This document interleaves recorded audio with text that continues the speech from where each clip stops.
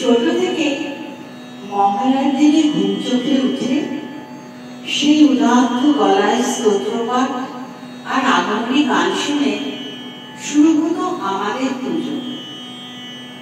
কত বছর কেটে গেছে, আজও পুজোর গন্ধে আমাদের বুকের মধ্যে সেই শিশু গুনগুনিয়ে ওঠে।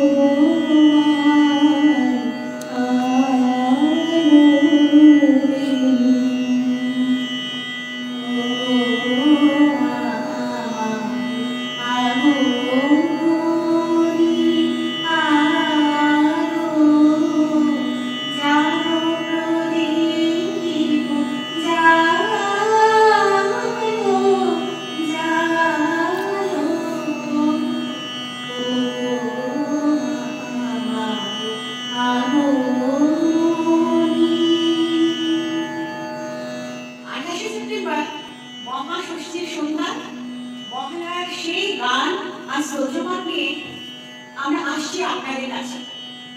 আপনারা আসবেন কিন্তু আমরা অপেক্ষায় থাকবো।